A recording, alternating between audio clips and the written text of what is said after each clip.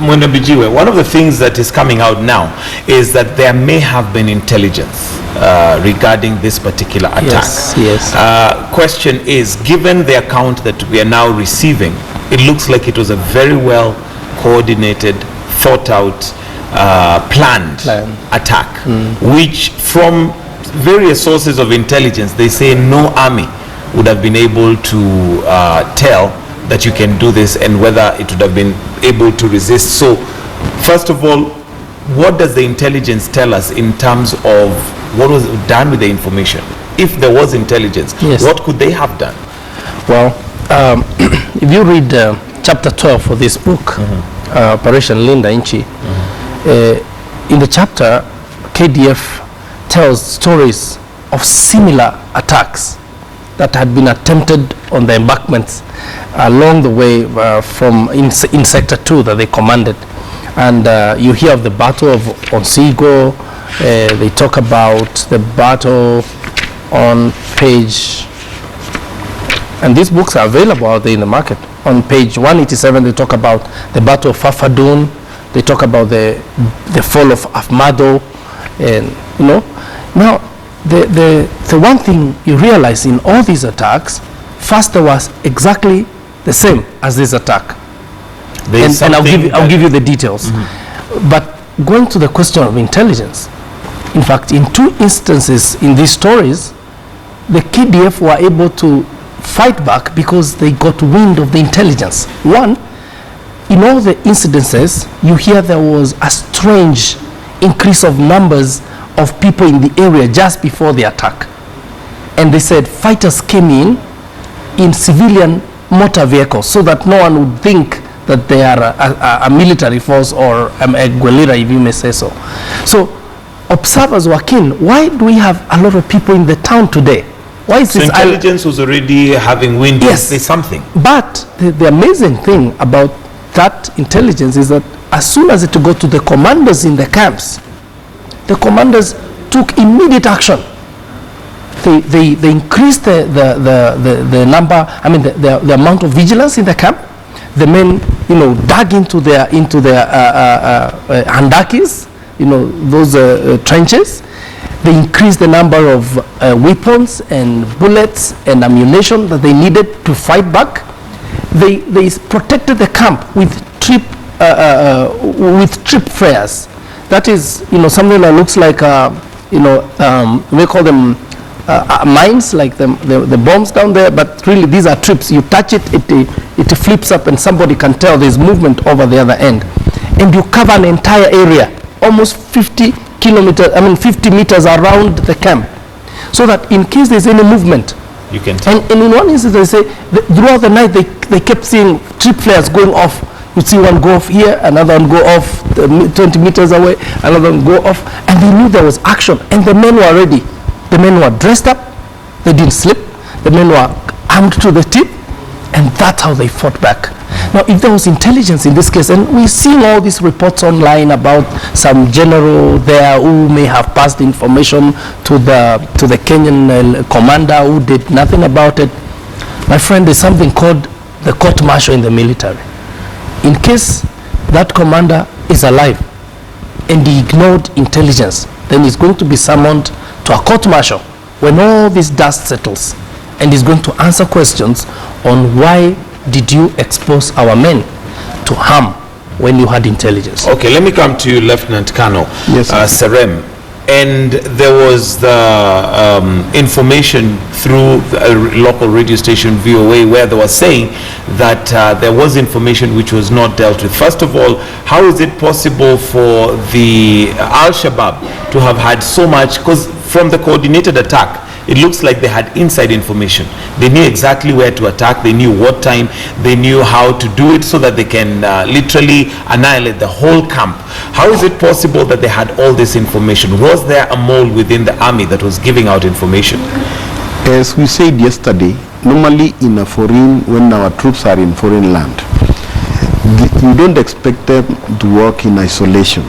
They will be having some support from the locals, who will be helping them in terms of cleaning the place and doing the cleanup and and doing those small job cutting grass in the field. So these people, they could come in as ordinary locals. As we know now, is that Al-Shabaab is not a conventional force. It is a kind of guerrilla force. They don't have uniform. They are dressed the same way like the locals. They would be coming. They would be hiding their weapons inside their shukas. So in this particular case, the way I imagine, they must have collected a lot of information, and they must have known exactly the behavior of our troops, so that they attack at the moment when our troops are least expecting. And this is normally done probably when there is a change, when there is changeover. That is when the troops who have stayed there are supposed to go back to a country, and you bring in a new force. So in that change of force, the enemy knows, because they are working with you and they collect that kind of information. And then normally, probably when there is that change of force, these force who have been staying, who have been with the Somali National Army, they have been together, probably they could have party or something, and in that particular process somebody could send that information, and they ensure that communication is cut off from the other supporting unit, so that they can have an easy go on really attacking, causing injury to these particular troops. That I don't know. What we are getting is we are getting from the media, the same way you are also getting. Okay. By just giving you imagination. All right, Mwenda Mbijiwe, one of the big puzzles, rather pieces to the puzzle that is missing, is the commander in charge of that particular camp. Still not known where he is. What are the risks we may be running, given that we do know the Al-Shabaab took some hostage? We have, from the information, could he be one of the hostages? What risks do we run? What should we be doing now, given that we still don't have information where the commander himself is? Yeah. Firstly, let's talk about his rank first. He could be in the rank of a major or lieutenant colonel. Right. And that is, like my colleague here, is a very senior rank in the military. As a result, he's exposed to a level of secrecy. He knows quite a bit about our country, and in particular military affairs. Thus, him being in the hands of the enemy, if he's alive and captured, there's a question of how much information can Al-Shabaab extract from him. When we were in military training, we were always, one of parts of our training was how to survive a hostage situation, and what you should say and what you should not say. But sometimes we are human beings. You're pushed to the wall. I mean, you're pushed to the end. They press all the buttons on your body, and sometimes, I mean, you have nothing else to hold back. So it's important to find where the commander is. If he's among the dead, we should be able to know. If he's missing, because in one of the stories I read online, which I would love to refute, they said the commander got the intelligence and took off by himself before the attack. I think that's the most cowardly thing to ever say about a KDF soldier. In fact, I think all the instances where our commanders have come under fire, they stood out. There was the famous story of General Mulinge, Major General Mulinge, the son of General Mulinge. When our troops were ambushed in Sierra Leone, they captured everybody, and they told him, Major General, we will release you and we will keep the men. He said, no, do the opposite. Release the men and keep me. That's what commanders do. So I do not think that this commander betrayed his men.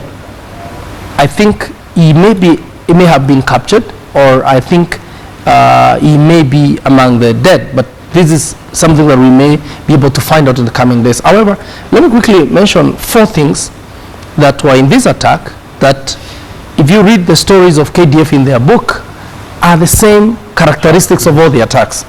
First of all is the number of Al-Shabaab attackers. In one of the incidents, they say they were 500 to 1,000 attackers. So they decide we are coming against this camp.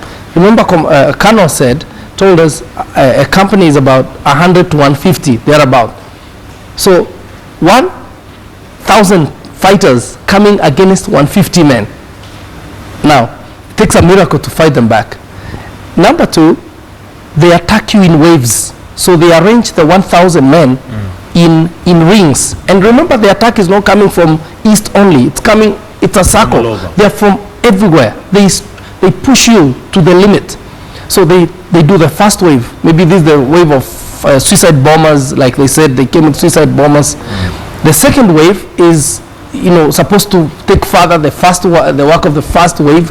And in case KDF fights back the first wave, the second wave, because usually sometimes when the fire is coming, you hide your head. So while you're hiding, the second wave comes and finds you hiding there and shoots you. So in all the attacks, these waves, in one, actually there were 8 waves. It took the hand of God for Al-Shabaab, to be relinquished. And I was speaking to a colleague of mine in the Air Force who's still in command one time, and he told me, Mbijiwe, if there's a day we saw the miracle of God, is one day where these guys came in waves. And he said, when you read stories of people who fought, like in the Bible, Joshua making the sun stand and waiting for them to fight, the commander told me this was God fighting for us, because there was no way 150 men could contain 1,000 or more fighters from the Shabaab. And of course, I know what the other thing that makes it extremely difficult to fight them is that they're suicide bombers. They're really not complaining about life. Look, these guys have not come to live. They have come to die. Kill them, or for them, life is not what they like, what they love. The benefit of the attack is the news that Al-Shabaab attacked a Kenyan camp. Whether they were killed or killed them is inconsequential to them. Yeah.